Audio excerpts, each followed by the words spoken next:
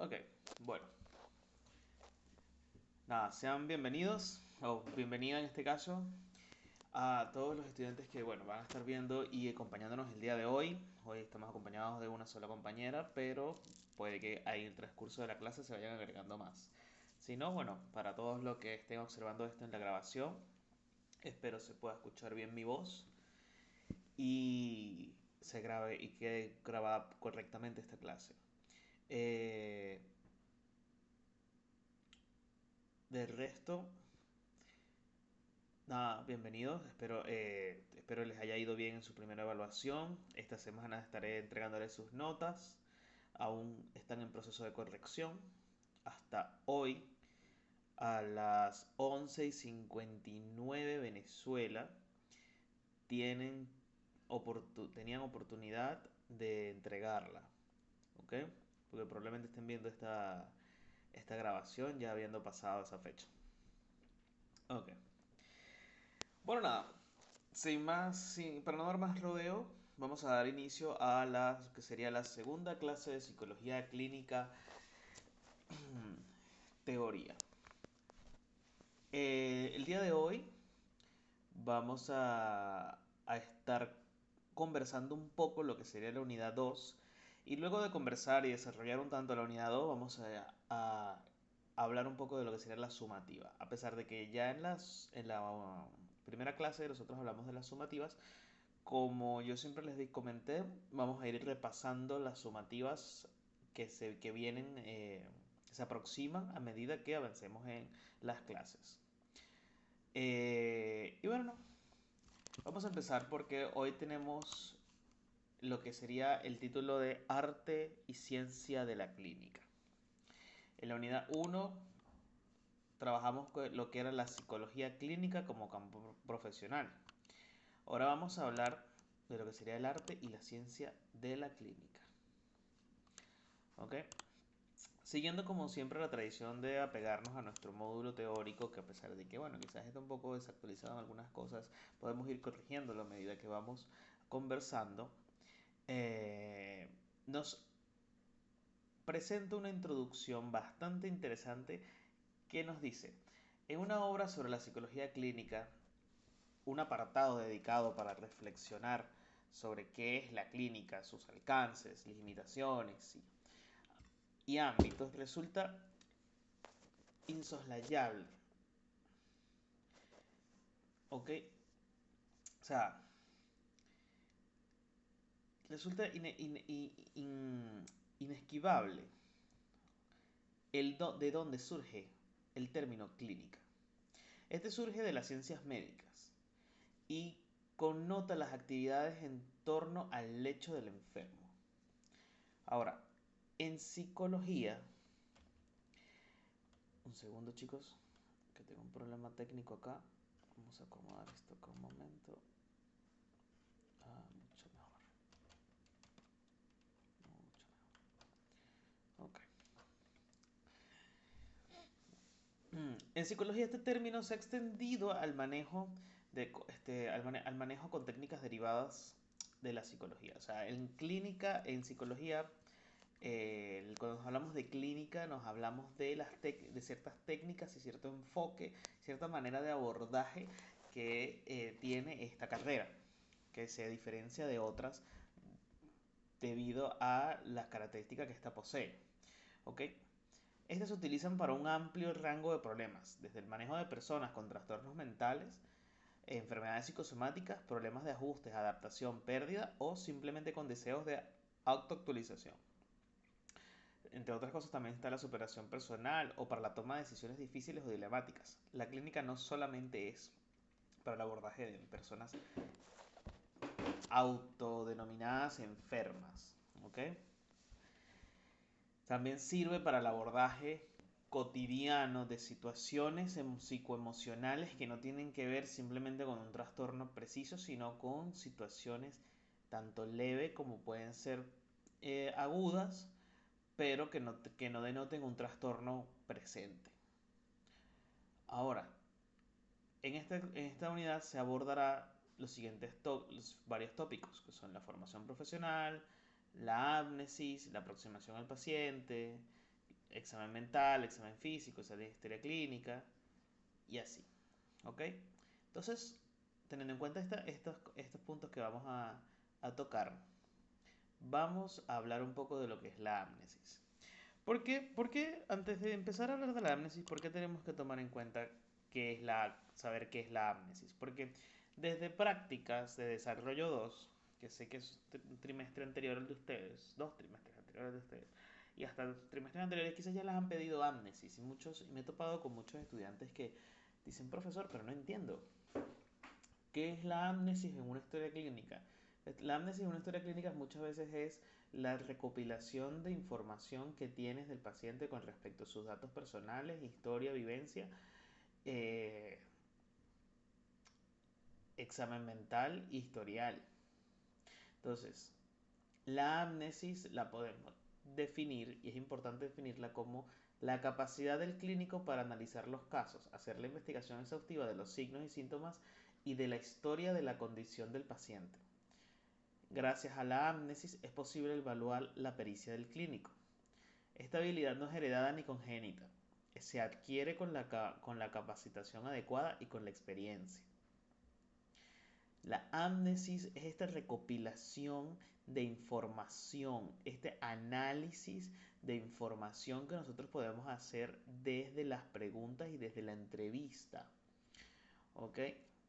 Y en efecto, esto no es algo que nosotros nacemos aprendiendo a hacer, ni es algo que simplemente se hereda. Nosotros lo formamos, nuestra capacidad de recabar información, nuestra capacidad de reestructurar información y nuestra capacidad de analizarla y plantearla de una manera coherente. Eso se practica. ¿Ok? ¿Cómo se practica? Conversando. ¿Cómo se practica? Analizando. ¿Cómo se practica? Investigando a los pacientes. Entonces, algunos conocimientos de la práctica clínica son imposibles de aprender en el aula, muchachos, o en los libros. Estas se adquieren viendo, tocando, haciendo y algunas veces hasta equivocándose. Solo haciendo se puede aprender a hacer. Y en psicología, el énfasis en el entrenamiento práctico supervisado en el campo de la psicología clínica se justifica plenamente, considerando la historia de la psicología plena de enfoques teóricos y visiones a priori del paciente. Entonces, al igual que en otras profesiones, el psicólogo clínico debe manejar conceptos elementales de la evaluación clínica y dominar abundantes términos médicos, psiquiátricos, psicológicos y de atención a la salud, al igual que el médico, el psiquiatra, la enfermera y el trabajador social. Ahora, en el caso particular del psicólogo, y en virtud de que son muchos los factores que intervienen en el origen de la conducta maladaptativa, del malestar psicológico y del trastorno mental, la evaluación psicológica exige el uso coordinado de técnicas y campos muy diversos. Por ejemplo, elementos de evaluación física, biomédica, psicológica y también de medidas y técnicas de evaluación ambiental y de contexto.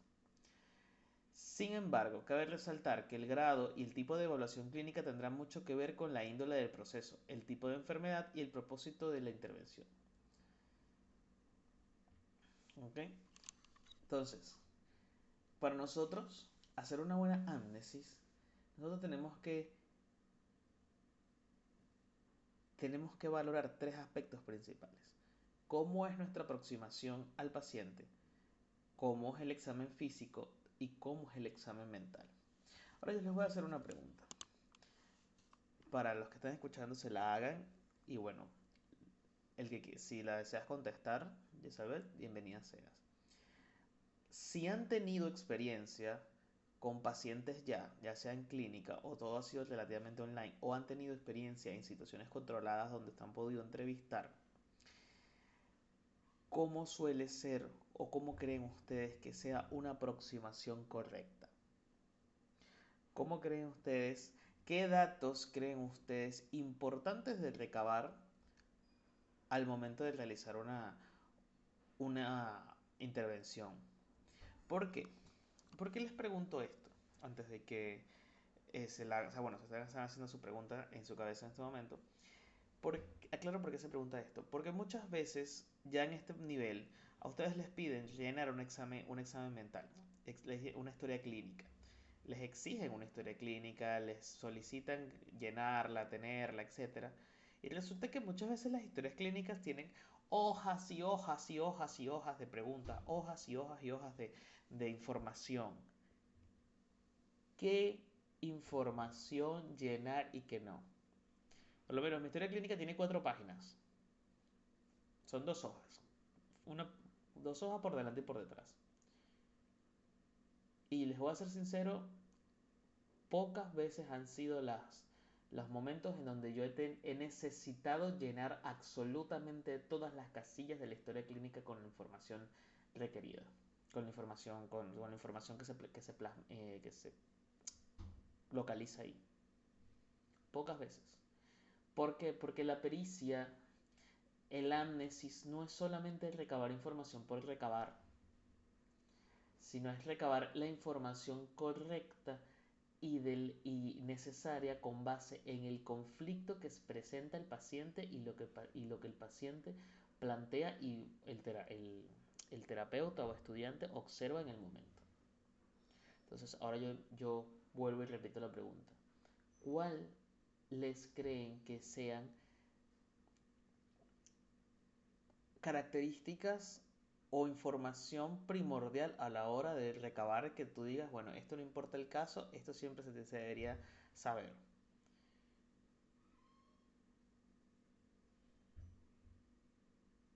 Permiso, profesor, ¿me escucha bien? Sí. Bueno, con respecto a la pregunta, sí.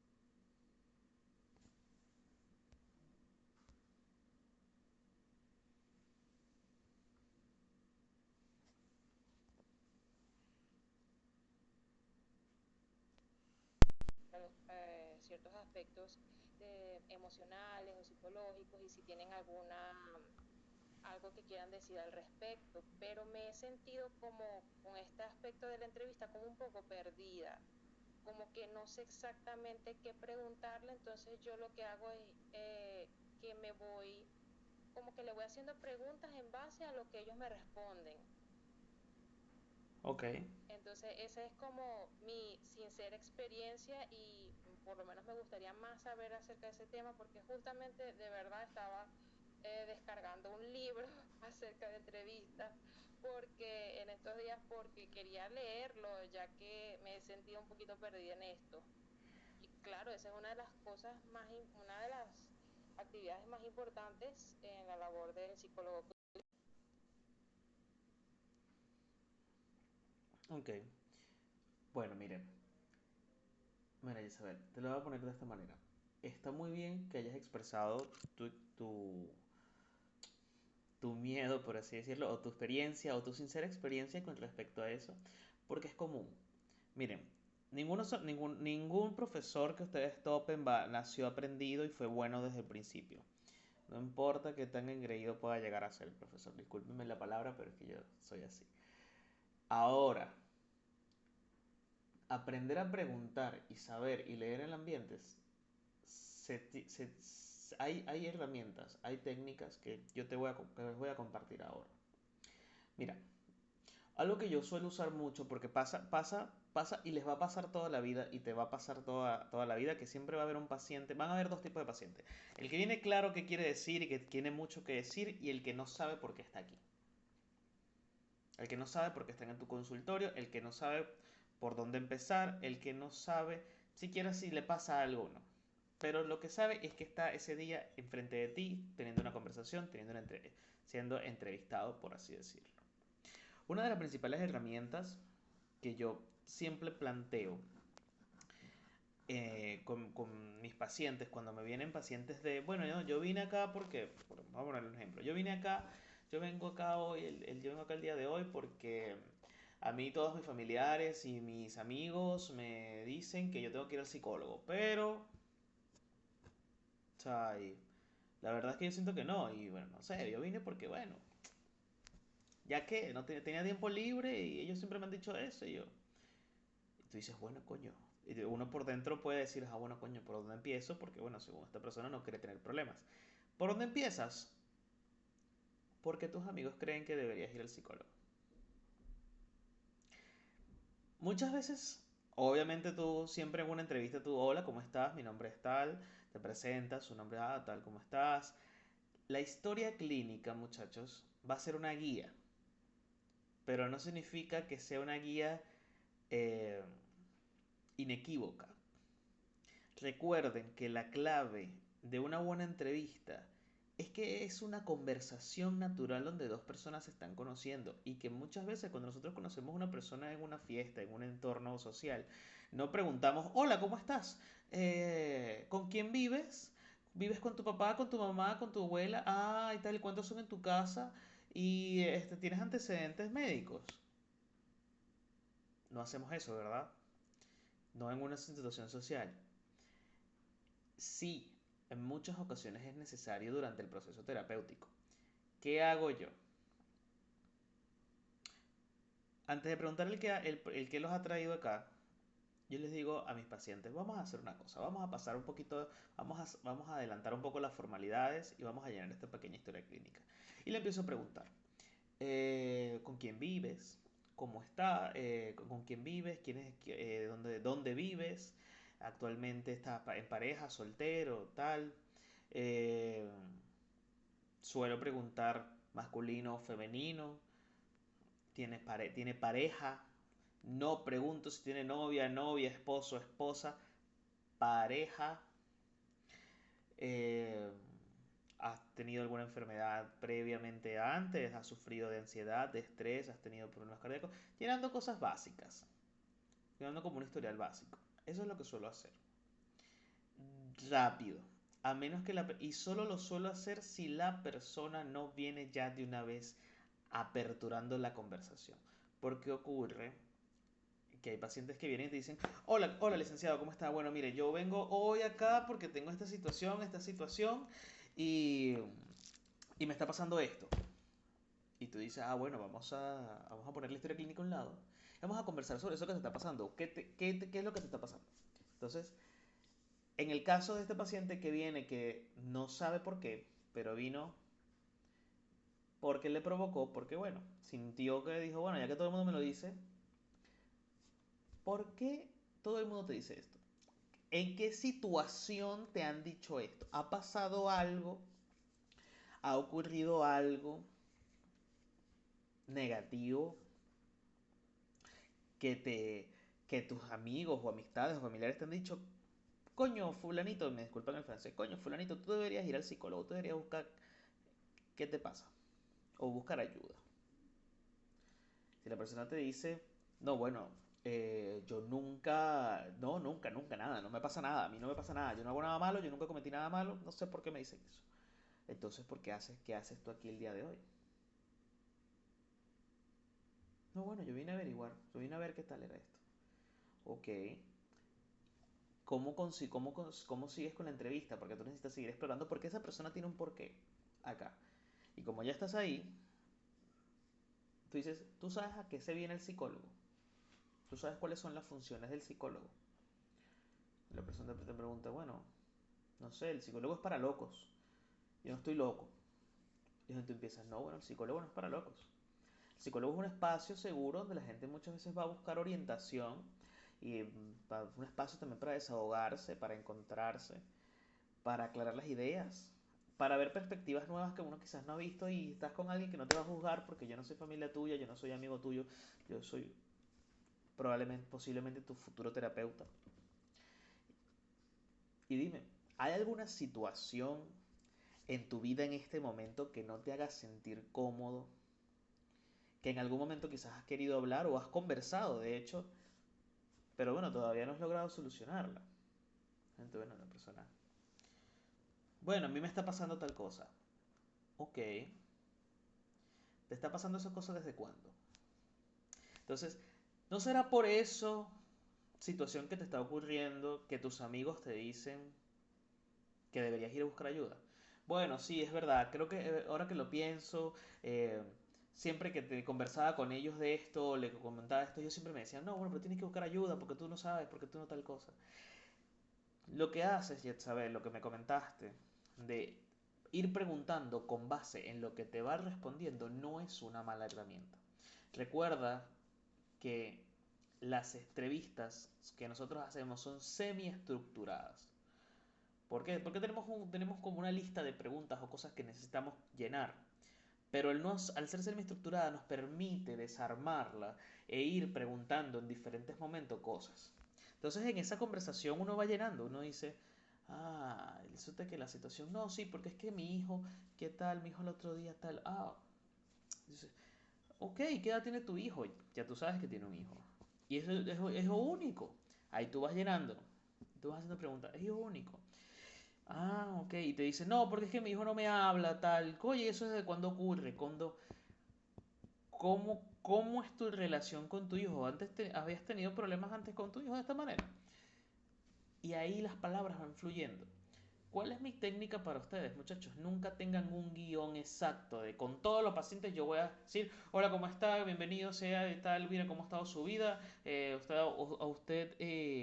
cómo es su relación con su padre, cómo es su relación con su madre, cómo es su relación, ¿tiene hijos? No, dejen que fluya. Pregúntense, preséntense, no dejen su humanidad de un lado, porque una buena clínica nos permite explorar desde la conversación más banal y sencilla.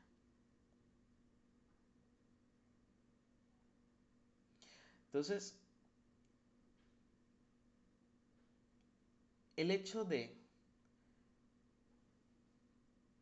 tú maquetar una conversación, ya previamente haber entrado lo que hace es que te genere ansiedad y estrés, porque, no sé si les pasará, no sé si te pasa, eh, que estás conversando, estás contestándole, pero tú estás en esto y que, bueno, pero debería preguntarle por sus antecedentes, debería preguntarle por si ha tenido algún episodio de depresión o ansiedad en algún momento, pero pero tengo que tal cosa.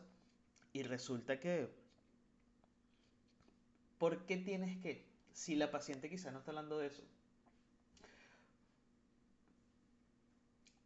quizás el paciente te está contando que tiene un problema familiar o con su sobrino y quizás tú puedes encontrar el espacio, el lugar donde dice, ¿y tú te has sentido antes así? ¿Tú has sentido esta ansiedad antes de esta manera? Porque dice, ¿tú has tenido antecedentes de crisis ansiosas o depresivas? Ah, ¿tú alguna vez te has sentido así de triste antes, como te estás sintiendo ahora? ¿Alguna vez has pasado por un coño, eso que me cuentas me llama la atención. Me hace preguntarme que si has estado muy triste o en episodios hasta, bueno, como dice la gente, depresivos antes. Te va a decir, ah, coño, puede que sí, licenciado. Y ahí tú vas sacando la respuesta a la pregunta que tenías sin necesidad de forzarla ni de perder el hilo. Recuerden que el hilo y la marcha es, es un juego de ambos bandos. Porque nosotros mantenemos el ritmo de la conversación. Nosotros somos los que tenemos que mantener el control y el enfoque del conflicto o del problema si lo notamos. Pero la temática la dicta él. Él es el que está recorriendo la entrevista. Nosotros tenemos que ir encaminándolo. Y en el momento y en el proceso vamos recabando y recabando información. No sé si esto te responde tu pregunta, ya sabes.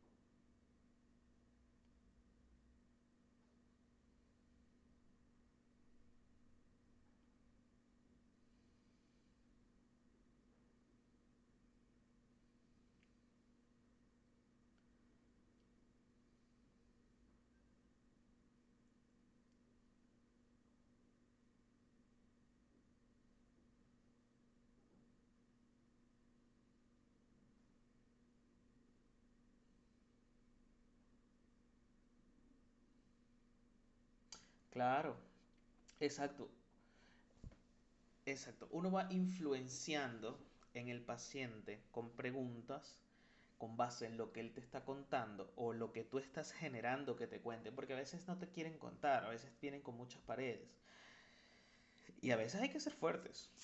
Yo se les voy a ser sincero, muchachos. Yo le he dicho a pacientes después de rato conversando y me dice, bueno, pero es que yo no sé qué hago aquí, yo no sé, yo no quiero tratar nada, entonces, ¿qué haces aquí? Bueno, yo vine a ver cómo era esto.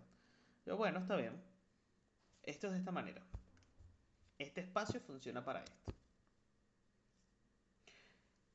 Tú me dices a mí que tu entorno te expresa esta necesidad. Que tu empresa que tienes esta necesidad. Tú tienes esta necesidad. Tú sientes que necesitas hablar algo. Bueno, sí, uno siempre necesita hablar algo. Bueno, mira, cuando quieras conversar algo, vienes. Que yo estoy aquí abierto a conversar lo que tú desees. ¿Ok? Entonces, así también tú fuerzas al paciente un poquito a pensar en qué coño, pero qué quiero esto y por qué, y cómo yo puedo usar este espacio que hasta me reta para algo bueno para mí. Y ahí tú vas. Y a veces hay que ser pacientes. Hay que ser pacientes, porque uno como estudiante y después uno como terapeuta recién graduado también, uno se desespera cuando el paciente no responde, cuando el paciente no es propositivo con el proceso terapéutico. Y resulta que es que él está en su proceso. Cada uno está en su proceso. O sea, bueno, espero eso haya quedado un poco más claro. Y este tipo de herramientas, esto es clínica. Esta capacidad de sacar, de explorar, de intervenir, de abordar, es clínica.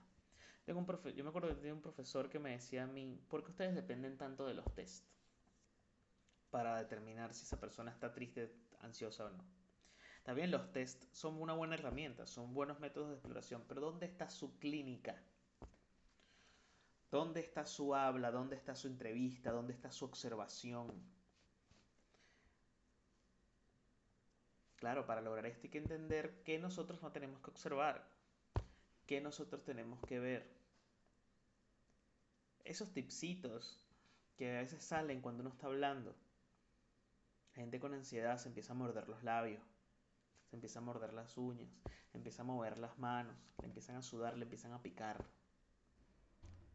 Gente con casos depresivos o miedos, entrecortan las palabras, la conversación, bajan mucho la mirada, bajan mucho la cabeza, una posición eh, retirada y resguardada por miedo, que detona miedo. Una posible quizás agresividad, una postura de reto.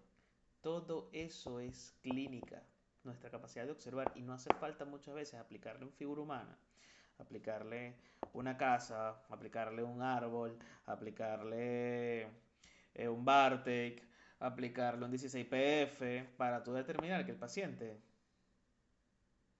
tiene ansiedad. Eso se puede hacer tranquilamente con el amnesis. Claro, si tú quieres confirmar lo que tú estás viendo, puedes aplicar un test, pero no dependas de él. Entonces, para nosotros aprender a manejar la amnesis, nosotros tenemos que aprender a manejar sus características. Entre estas está la aproximación al paciente. Muchos estudiantes clínicos tienen dificultades para aproximarse con los pacientes y es importante el pronto establecimiento del rapport para una exitosa práctica clínica. La confianza en el profesional juega un papel fundamental para el pronóstico de la condición, la adherencia al tratamiento y la constancia y empeño en el mismo. Por lo anterior, el psicólogo clínico profesional debe causar una buena impresión en el paciente, inspirar confianza y seguridad y establecer un trato amigable, considerado y respetuoso. En tal sentido, se considera importante tener en cuenta los siguientes aspectos. Es importante considerar la vestimenta y apariencia del profesional. Ahorita vamos a desarrollar eso, sobre todo en un contexto multiprofesional. La bata clínica es adecuada, ahorita lo vamos a desarrollar más. sobre todo si en el área de trabajo existen líquidos delicados o corporales, los cuales son fácilmente identificables, bla, bla, bla. La función de la bata. El trato con el paciente debe hacerse de manera cordial y respetuosa, dirigiéndose a él o ella por su nombre y usando el usted cuando sea necesario. Una excesiva familiaridad a veces resulta incómoda para el paciente. Y es importante que se presente, que diga su nombre y ocupación, explique el propósito de su aproximación y busque el consentimiento del paciente para el interrogatorio y los procedimientos que va usted a hacer. La aproximación al paciente, muchachos. Uno de los temas más importantes en la clínica. Miren, aquí hay varios arquetipos bastante fuertes que se manejan en nuestra profesión, que es, por ejemplo, la bata, que se maneja en salud, el usted, eh, tal. Yo de todas estas características que nos ponen acá, la que más resalto es el hecho de que se presenten. Miren, no hay mejor aproximación al paciente, no hay mejor aproximación al paciente que el de la humildad. ¿A qué me refiero con el de la humildad? En que tanto el paciente como el terapeuta son humanos. Tanto el paciente como el terapeuta, a pesar de que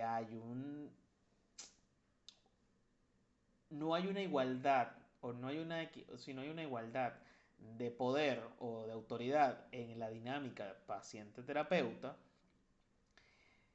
no deja a un lado la humanidad y el hecho de que estás hablando con una persona. Entonces, el hecho de tu ser cordial, obviamente dependiendo del estrato, dependiendo de las condiciones psicosociales, edad, todo que tenga el paciente, tú vas a moldear tu aproximamiento. Tu aproximación, estoy pegado con ese error. Tu aproximación. ¿Y por qué? Porque no es lo mismo, por ejemplo, yo soy un su profesor tiene actualmente 27 años, va a cumplir 28.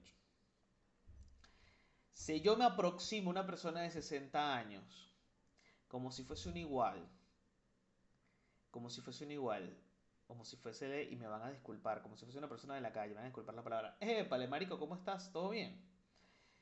Me va a decir, epa, ¿qué pasa? Porque tú me estás tratando así, tú no se supone que tú eres un médico, o un terapeuta, o un psicólogo, o tal, o sea, ¿por qué me hablas de esta manera? No me agrada. A diferencia es como, hola, ¿cómo está, señor tal cosa? Bienvenido, sea, siéntese por aquí. ¿Cómo ha estado todo? Muy bien. Ah, bueno, mira, un placer. Mi nombre es Luis Pereira. Yo soy el terapeuta. Estamos tratando. Este es el espacio. Bienvenida. ¿Cómo está? ¿Cómo se encuentra? Vamos a hablar. ¿Qué venimos a hablar hoy? ¿Sabe de qué trata esto? Tal cosa. Ah, bueno, tal, conversamos. Tú estás teniendo una conversación tranquila con otro ser humano. Ah, pero si se trata de un adolescente, tú no vas a hablar como si fuese un adulto. Tú le puedes hablar, y tampoco le vas a hablar como si fuese un niño. No te vas a rebajar a su nivel. No vas a hablar tú ahora como si tú también fueses un adolescente. Tú le decías, hola, ¿cómo estás? ¿Todo bien? Hola, fulanito. Hola, Miguel. Hola, Miguel, ¿cómo estás? Puede ser un poco más informal. ¿Cómo te encuentras? ¿Cómo te sientes hoy? Ah, bueno. Bueno, bienvenido. Viniste con tu mamá, ¿no? Sí, ¿y cómo está todo? ¿Cómo está eso? Porque bueno, si estás aquí es por algo, ¿no? Ay, bueno, sí, tal cosa, si te puedes reír, si pueden... Por el hecho de tu ser terapeuta, no significa que tengas que establecer una distancia tan marcada, porque la persona que está del otro lado de la mesa no deja de ser un humano. ¿Saben qué pasa mucho con la aproximación? Ajá, ya me voy a equivocar otra vez. Con la aproximación, muchas personas me han comentado, y pacientes y estudiantes y colegas, de incomodidad con el exceso de familiaridad, pero también con el exceso de seriedad y distanciamiento. Personas que han venido a mi terapia y me dicen, licenciado, lo que pasa es que con usted me siento cómodo hablando. ¿Por qué? Porque con otro terapeuta que pasé, sentía que hablaba con una máquina, con un robot que simplemente estaba ahí. Bueno, pase, bienvenido. Edad, tal cosa. Ah, nombre, tal. ¿Con quién vive? Tal cosa. Ah, y usted tal cosa. Y usted ha hecho tal cosa. Y usted tal cosa. Ah, bueno, pero ¿por qué no lo hace de esta manera? Ah, bueno, tal cosa. Ah, bueno, sí, bueno, son tanto. Se terminó la hora. Nos vemos la semana que viene. Yo a veces puedo cometer el error de ser un poco excesivamente familiar. Puedo, tengo la humildad para considerar, para admitir eso. Pero a veces me pasa que yo le digo a los pacientes, coño, si a ti te está pasando esto y esto que tú me estás contando, ¿cómo te sientes? No, me siento mal. Bueno, de bola, te vas a sentir mal, ¿no? Bueno, sí, me siento mal. Lo que pasa es que trato de llevarla bien. ¿Y cómo te va con eso? Porque si estás aquí, porque no la estás llevando bien. Entonces ellos dicen, coño, yo no esperé que un terapeuta me confrontara como si fuese alguien tan cercano. Y yo, ¿y eso cómo te hace sentir? ¿Incómodo? ¿Molesto? Me hace sentir incómodo, me hace sentir molesto, pero no me desagrada. Porque se siente real. Y yo, nos crecemos y cuando empezamos a hacer esta carrera nos hacen sentir que tenemos que ser una máquina que no puede sentir, que no se puede dejar, que no puede interactuar con el paciente más allá de la mesa, que es una distancia permanente y que somos piedras inamovibles, insensibles ante la situación que ocurre frente a nosotros a raíz de la interacción con nuestro paciente. La verdad es que es mentira. La terapia es, desde mi perspectiva, y podrán haber terapeutas y profesores que no estén de acuerdo conmigo y tendrán sus razones y también podrán ser muy válidas. La terapia, desde mi experiencia, y ahí quizás caigo en una subjetividad, es más efectiva cuando es humana, cuando es sensible, cuando es sensible y no cuando es mecánica. Y eso ocurre a todo a nivel médico, a nivel espiritual, a nivel psicológico, cuando es humana, cuando es real, que cuando simplemente vas a que te lean una cartilla. A que te digan, bueno, usted tiene esto, y tiene que hacer esto. Para eso voy a un psiquiatra que me medique. Y habrá quienes me digan, no, bueno, Luis, pero estás siendo un exagerado, estás siendo un extremista. No, pero me ha pasado que me he topado con tanto profesional que dicen que defiende esa posición estoica y, e insensible y mecánica del abordaje y de la aproximación, que en lo personal no me parece efectiva. Otro punto importante, además, para dar una buena anamnesis, porque bueno, para no darnos tanto vuelta en solo la aproximación, ustedes tienen que, para tener una buena análisis, tener conocimiento. Tienen que estudiar, muchachos. Tienen que estudiar y tienen que estudiar lo que les da la universidad y tienen que estudiar más allá de lo que les da la universidad. Como dijo el texto introductorio, nosotros tenemos que saber un poco de medicina, tenemos que saber un poco de ciencia, tenemos que saber un poco de religión, tenemos que saber un poco de anatomía, tenemos que saber un poco de teología, tenemos que saber un poco de todo. Tenemos que, y no es Y no es un tener que previamente tener que saber, sino que si te llega un paciente y te dice algo que tú no conoces, es tener la labor, la responsabilidad de buscar luego informarte sobre qué te está comentando ese paciente que tú no tienes ni idea de qué carajo dijo. ¿Qué pasa? Porque esto nos va a permitir a nosotros hacer un mejor análisis. Entonces, cuando venga una persona y tengas que hacer un examen físico, porque sí, nosotros hacemos examen físico, evidentemente no como, como lo hacen algunos médicos que te dicen, bueno, señor, párese ahí, quítese la ropa y vamos a palpar. No. Pero, si bien un examen físico completo es responsabilidad primaria del médico, el psicólogo clínico debe estar capacitado en la observación de signos físicos que den información de la condición general del paciente. La habilidad de observación de elementos relevantes de manera simple y directa del paciente, desde el porte general y el estado general de salud. Por ejemplo, si está alerta, consciente y orientado durante la entrevista. Si la persona está aquí, Además, debe estar capacitado para observar datos simples y evidentes de diversos trastornos mentales y de condiciones que comúnmente se tratan en el ámbito clínico. Por ejemplo, datos de inicio tardío en pacientes tratados con psicóticos, datos tempranos de síntomas extrapiramidales, problemas en la marcha, tics y otras manifestaciones de daño neurológico. Y ya que el psicólogo clínico en ocasiones tiene contacto frecuente con el paciente, está en una mejor posición para observar datos físicos de alerta, lo cual es por su naturaleza muchas veces pasan desapercibidos por el paciente y los familiares. Por ejemplo, cambio en la coloración de la piel sugieren ictericia, cansancio, mientras la dificultad para respirar sugiere insuficiencia cardíaca y otras manifestaciones de trastornos patológicos primarios, o bien efectos secundarios de la medicación comúnmente utilizada en ámbitos clínicos. Si tienes una persona que cada vez que se exalta se le pone la cara roja, le cuesta respirar, siente presión en el pecho, ves cómo se le infla, cómo se tranca, poder tomar esto como un signo, como una evidencia de que está ocurriendo algo, es importante que ustedes lo entrenen. No se vuelvan locos sobreanalizando, pero todo tiene un porqué. Por ejemplo, un examen físico común. La persona cómo entra a la consulta, cómo llega. Llega así, hola, ¿cómo está? Tal, todo encorvado, caminando mal. Llega tambaleándose. Entra apresurado, rápido, hola, ¿cómo está, doctor?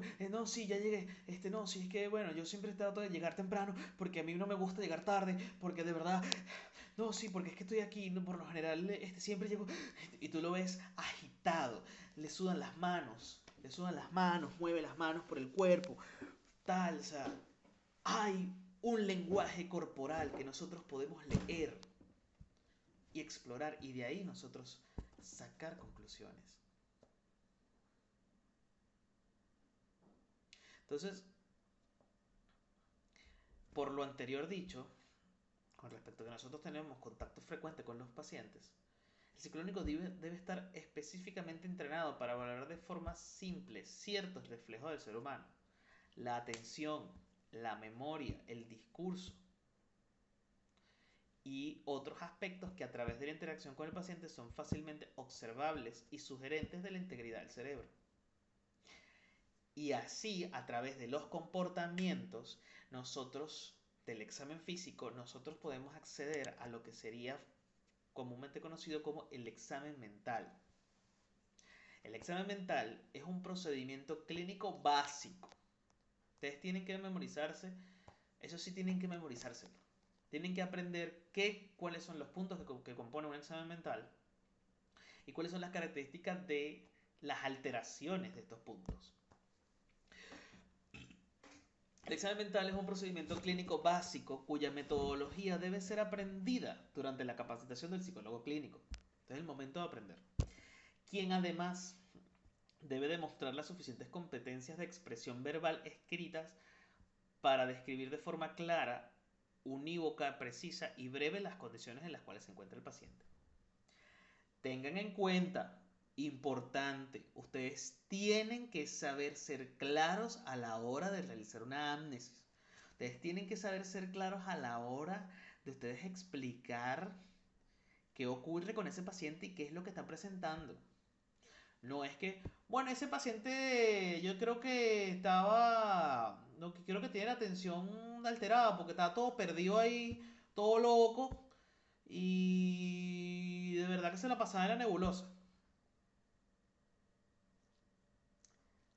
Obviamente entre la coloquialidad nosotros podemos entender eso, pero eso es un error garrafal, tanta coloquialidad y tanta ambivalencia en un discurso a la hora de tú describir un paciente. El paciente presenta una alteración en la característica o en la función de la atención debido a que presenta vacíos o lagunas o presenta momentos de dispersión durante el transcurso de la conversación y la entrevista, lo cual lo hacen perder el hilo de la conversación y se estima que probablemente tenga una alteración ya que su mente se desconecta completamente, o su atención se conecta completamente del tema al ocurrir un cualquier evento en su entorno. Ah, bueno, tú dices, ah, bueno, coño, se entiende mejor, mucho más claro, porque no es un tema de, bueno, es que hay que ser profesional, no, es que hay que ser claro, hay que saber expresarse. A través del examen mental, ustedes obtienen información respecto al grado de alerta, el juicio, la inteligencia, la memoria y el estado de ánimo del paciente. Estos son parámetros que forman parte de la evaluación del estado mental de una persona y es necesario saber identificarlos y analizarlos. Todo psicólogo clínico debe ser capaz de realizar de forma exhaustiva un examen mental al paciente. Ahora, la evaluación mental tiene como base la conversación con el paciente. A través de esta, el clínico adquiere información sobre varios parámetros indicativos de su estado mental. Desde la forma como el paciente se viste, se desenvuelve, el tipo de preguntas que hace, su estado de ánimo, intención y contacto afectivo, entre otros factores. En este sentido, la capacidad de interacción del paciente es clave para la realización de un examen mental completo. De igual forma, el examen mental debe estar de acuerdo con el nivel cultural de la persona. Tengan en cuenta eso. No es lo mismo hacer un examen mental a una persona que está en un nivel cultural que hacerle un examen mental a otro que está en otro nivel, vamos a decirlo, porque sea un poco más bajo. Que ha tenido acceso, por lo menos, una persona que ha tenido acceso a educación estable, a culturización constante, a una persona que ha sido precaria su educación, su escolaridad. Entonces, evidentemente, si tú lo mides con la misma vara que mides al otro, esta persona va a ser un deficiente mental. Y es un error, porque lo que presenta es una deficiencia de escolaridad. Hasta ahora, ¿hay alguna pregunta? ¿Yesalbet?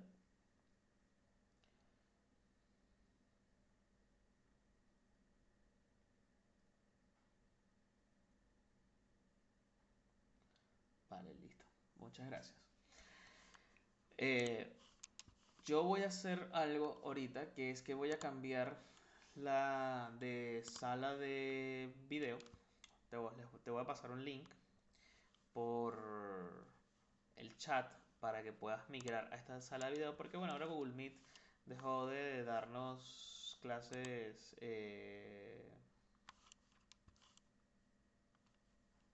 infinitas, por así decirlo.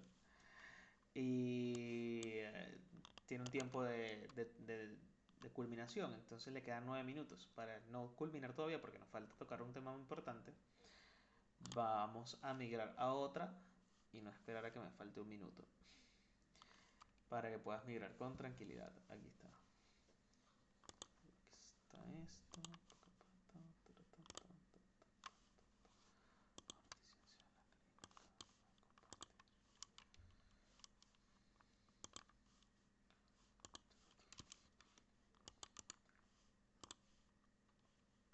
Y nos vemos ahí. Vamos a migrar ahora, ¿ok? Bueno, eh,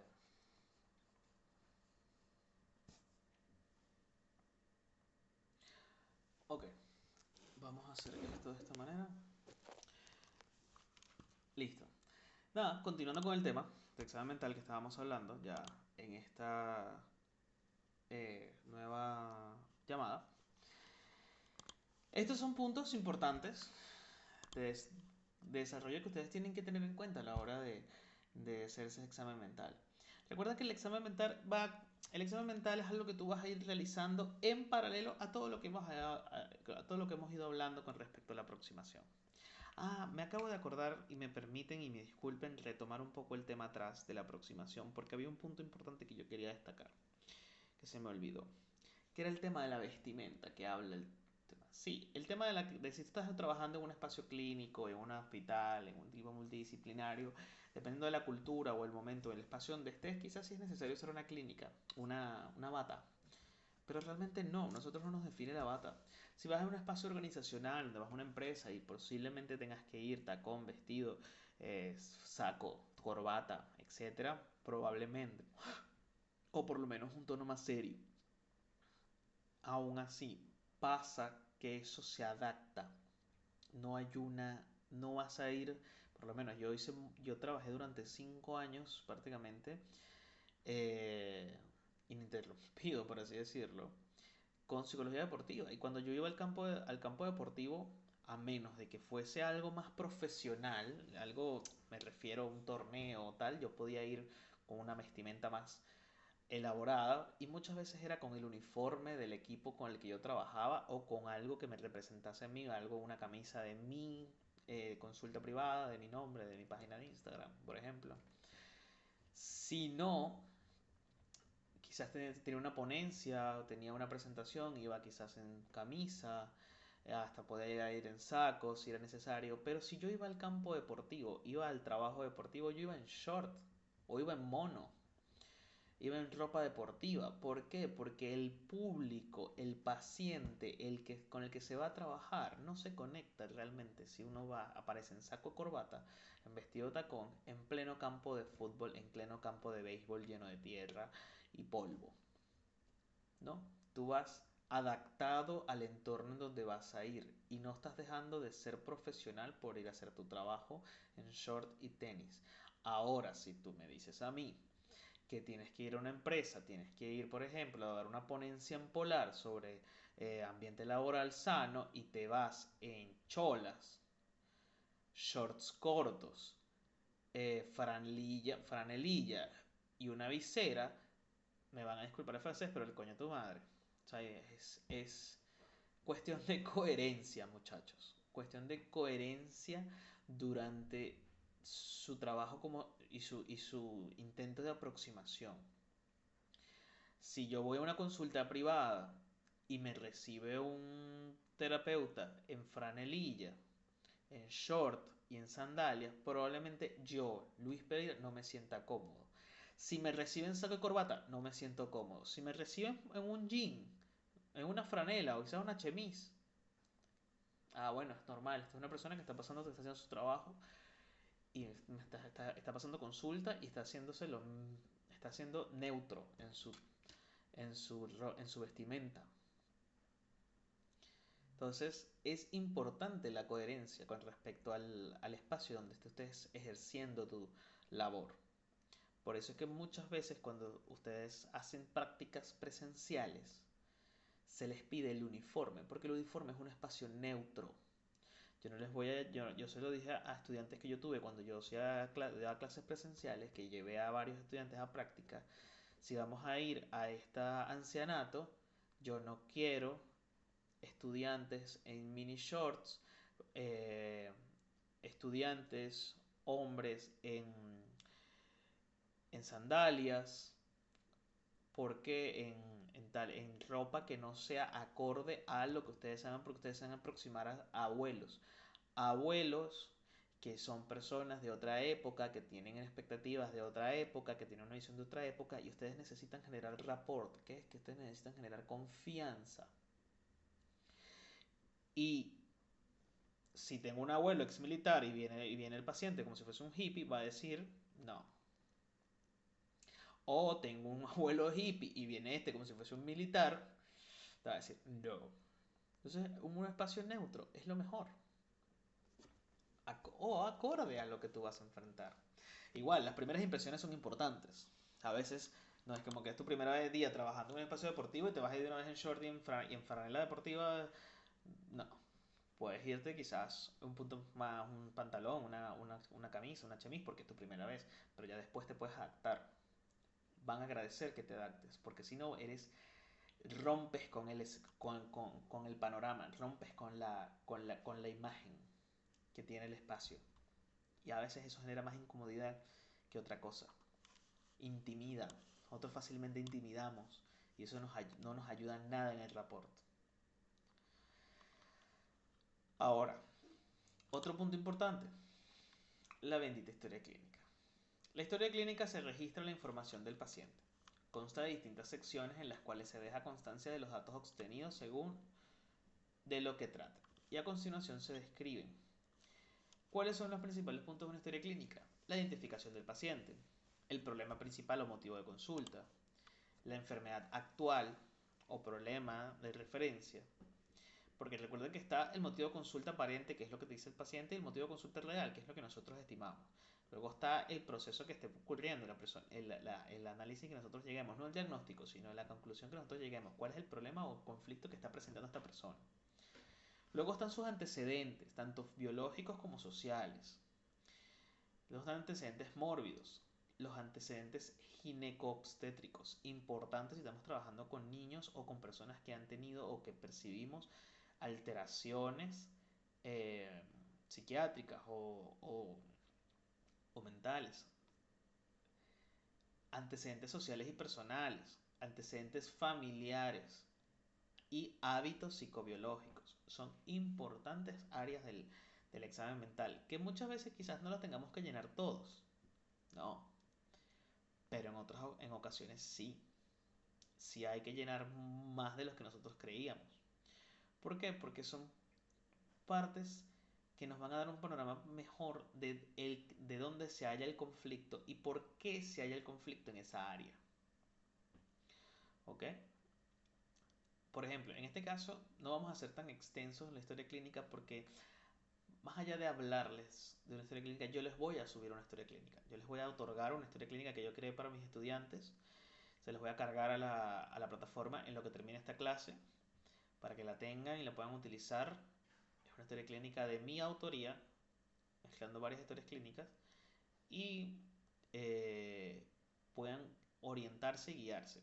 Indistintamente, cada quien va a diseñar su historia clínica luego, va a usar el modelo que mejor le parezca, ya sea el de la universidad o alguno que consiga en internet, pero para que tengan por lo menos una orientación clara de hacia dónde puede ir una historia clínica y cómo debe estar conformada. ¿Ok? Ahora, la historia clínica es nuestra principal herramienta de registro de qué está pasando con ese paciente. Del registro de qué está pasando con ese paciente.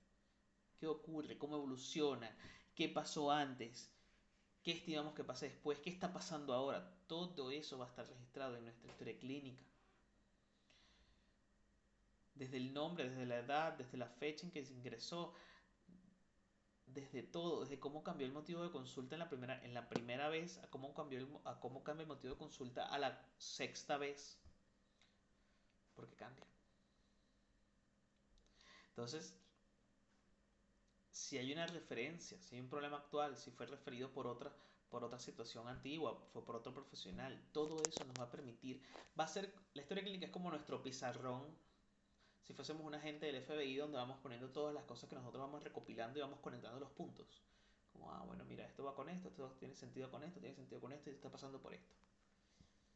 Por eso es tan importante conocerla, dominarla. Cuando uno dice es importante dominarla, es como que tiene que dominarla ya. No, es importante que la usen.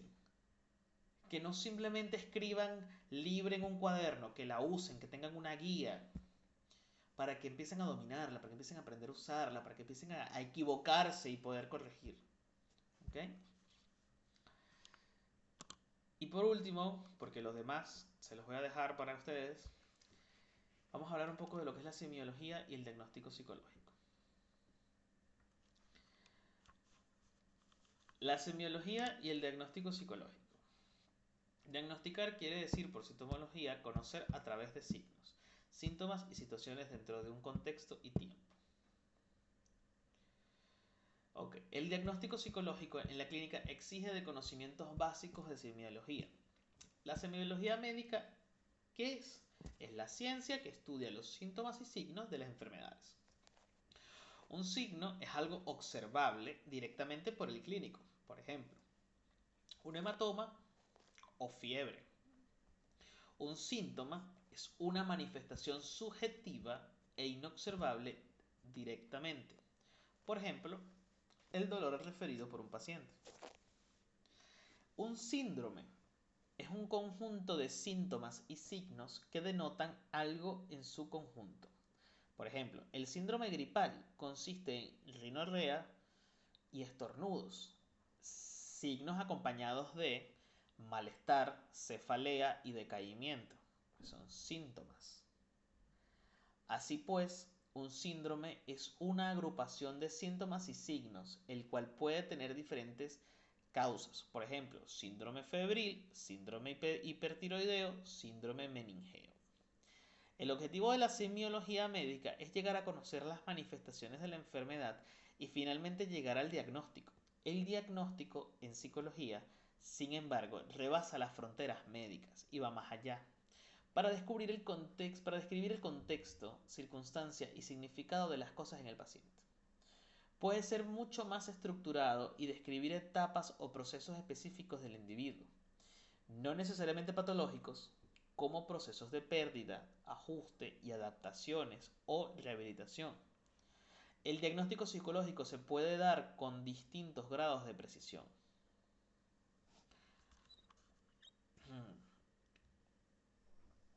Por ejemplo, el diagnóstico puede quedar planteado con seguridad o de manera tentativa de acuerdo con la calidad y cantidad de evidencia disponible, por lo cual resulta conveniente saber agrupar los síntomas y signos en torno a síndromes o enfermedades que puedan presentarse con esas manifestaciones. De esta forma, uno se acerca al diagnóstico. Es importante la conveniencia de hacer algunos exámenes complementarios para respaldar o descartar alguna de las hipótesis diagnósticas planteadas. Por ejemplo, pruebas psicológicas, estudios de laboratorio, físicos o de imagen. Un buen clínico es capaz de notar los síntomas y signos más importantes y sobre la base de sus conocimientos y experiencia ponerlos en perspectiva para plantear finalmente los diagnósticos que le parecen más probables. En ese proceso que conduce al diagnóstico hay una etapa cuando se recoge la información mediante la historia clínica y luego el examen físico y mental y después se ordena la información hasta quedar en condiciones para plantear la hipótesis diagnóstica más probable y después se prueba mediante los procedimientos convencionales. O sea, nosotros somos investigadores, muchachos. Nosotros la historia clínica es nuestro registro, en donde nosotros hicimos un examen físico y mental. Nosotros hicimos una exploración social, vivencial, de la vida de esta persona, de la mente de esta persona, del comportamiento de esta persona, del trasfondo de esta persona. Luego que nosotros ponemos en práctica todo esto y buscamos todas las pruebas porque nosotros creemos que tenemos una hipótesis de que hay un proceso depresivo, nosotros empezamos a indagar en qué puede generar ese proceso depresivo y cuando nosotros tenemos las pruebas nosotros decimos, ok, la persona en efecto tiene depresión. Emitimos un diagnóstico. Ahora, el diagnóstico psicológico, sin embargo, no se da en el vacío. Se refiere a una persona específica con una historia, circunstancia y mentalidad específica. En general, el sexo, la clase social, los papeles desempeñados, las creencias políticos y religiosas, las expectativas, los valores, influyen y condicionan la condición patológica. Por esto el psicólogo clínico es además un hermeneuta, quien interpreta una estructura de objetos reales e imaginarios, contextualizados y en una dimensión temporal subjetiva. Si bien no todo síntoma indica algo oculto, un síntoma tiene sentido en el contexto que lo produce y el cual no debemos ignorar. Desde la perspectiva psicológica, el paciente no entiende el síntoma porque éste se relaciona con una serie de sentimientos, significados y mecanismos de defensa. El paciente es, durante el padecimiento, sujeto y objeto de un proceso complejo que le otorga una dimensión subjetiva y única. Campo específico de acción del psicólogo. Ahora, el psicólogo clínico, de hecho, en el proceso de diagnosticar, descubre los códigos sintomáticos y explica al consultante las características de la situación en la cual los signos y los síntomas se presentan e interpreta la condición actual de éste, con la finalidad de establecer un diálogo profundo, privado, terapéutico e insustituible con el paciente. Ahora, factores socioculturales, situaciones económicas, efectos somáticos o disfunciones orgánicas primarias Son cosas que pueden presentarse. Presión del grupo de pertenencia o referencia, entre otros, deben ser considerados al momento de intervención. Entonces, en resumen, el diagnóstico clínico debe ser elaborado por el psicólogo tomando en cuenta la amnesis personal y familiar, el examen físico y mental, la aplicación de pruebas psicológicas para corroborar la hipótesis que tú desarrollaste, la interpretación de la situación subjetiva única de la condición especificando su significado y una apreciación etiológica y pronóstico del caso en función del déficit, insuficiencias y problemas encontrados en contra del balance de los recursos, fortalezas y capacidades del paciente. Por ende, si ustedes no toman en cuenta todo eso, no diagnostiquen a la ligera. No diagnostiquen a la ligera. Mucho menos se autodiagnostiquen. ¿Y por qué digo todo esto? Porque actualmente tenemos un montón de conocidos, personas, pacientes, etcétera, que porque vieron en un video de TikTok a un terapeuta quizás hablando de que las personas con síndrome con síndrome del espectro autista, con trastorno espectro autista o con, bueno, trastorno no, porque ya no es un trastorno, eh, o con por lo menos trastorno de déficit de atención, hiperactividad o hipoactividad, entonces ven el video y ven, no, porque es que las personas con déficit de atención y hiperactividad suelen ser de estas 5 maneras. Y tú la estás viendo y te dices, coño, yo, y bueno, yo. Dicen, bueno, nada, listo, tengo déficit de atención y hiperactividad. Y resulta que las condiciones en donde esa persona estableció esas características con el paciente que la estableció eran condiciones específicas, con base en cosas específicas, que probablemente no cuentes con eso. Quizás tienes rasgos de déficit de atención y hiperactividad, pero no significa que tienes un trastorno de déficit de atención y hiperactividad. Entonces tenemos la obligación como futuros terapeutas, como psicólogos, de dejar de autodiagnosticar y dejar de diagnosticar a la ligera, porque no es un proceso sencillo, que se tiene que indagar, se tiene que profundizar, se tiene que explorar muy bien y se tiene que verificar mediante pruebas, ya sean psicológicas o médicas, si la persona realmente cumple con las condiciones y las características para ser diagnosticado con la etapa o el momento o el trastorno que se le adjudique. Entonces, con esto, espero haya estado todo claro, hemos llegado al final de la unidad. Ahora, pregunto por última vez a la presente, ¿hay alguna duda? Si alguno de los que están escuchando esta clase tiene alguna duda, lo puede plantear en el foro de dudas o principalmente en el chat privado, que es donde más estoy pendiente de contestar. Si no hay dudas, puede proceder con la sumativa 2. ¿Hay alguna duda? No, era justamente con respecto a la sumativa 2. Puede proseguir, profesor. Listo, perfecto. Ok. Vamos a la sumativa número 2. Ok. En la sumativa número 2, ustedes me van a analizar e interpretar cómo se desarrolla la clínica en el área psicológica por medio de las técnicas e instrumentos. Ok. Ustedes me van a hacer un ensayo. Ok, un ensayo. Yo lo describí aquí. El ensayo es... En la redacción del ensayo se debe presentar una mixtura entre las fuentes consultadas, el aporte teórico explicativo y reflexivo, y el tipo de ensayo es descriptivo. ¿Ok? El ensayo es un análisis, es una recopilación de todo lo que ustedes investiguen sobre las técnicas de la clínica, sobre la clínica, ¿ok? Cómo se desarrollan, y lo que ustedes investiguen es una mezcla entre eso y lo que ustedes entendieron, la explicación de lo que ustedes entendieron, el análisis de lo que ustedes entendieron. El ensayo no lleva partes, no lleva introducción, desarrollo y conclusión. El examen es un esquema temático breve donde introducción, cuerpo y conclusión están integrados en una sola narrativa. Donde el patrón es un ensayo de 3 páginas mínimo. Sí, tiene una exposición de forma de introducción, desarrollo y conclusiones, pero no son capítulos. Esto no es un informe.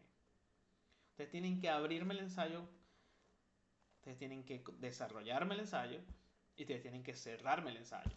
Pero todo eso va a ser una narración unificada. Que van a investigar las herramientas, las técnicas, por medio de las técnicas e instrumentos. ¿Cuáles son las técnicas que hemos hablado el día de hoy? El examen físico, la amnesis, el examen mental, la aproximación, el rapport, el establecimiento del rapport. Todo eso son herramientas y técnicas de la clínica. Y con base en eso, ustedes me van a analizar e interpretar cómo se desarrolla, cómo se aplica la clínica en la psicología por medio de estas herramientas. O sea, yo quiero que ustedes me expliquen a mí, me hagan un ensayo con base en la clase de hoy. Y en el texto que se expone en su unidad 2. Entonces, no sé si queda claro, si se entiende. Sí, profesor, también solventó mi duda que tenía al respecto. Ok, perfecto. Ya que quedó claro. Del resto, chicos, tienen sus criterios de evaluación, tienen su fecha de entrega, tienen sus instrucciones de subida de evaluación. Yo sé que ustedes ya saben todo eso, no están en el primer trimestre. Y del resto, nada, tienen su fecha de inicio, su fecha de cierre y ustedes saben que siempre tienen 2 días de entrega tardía.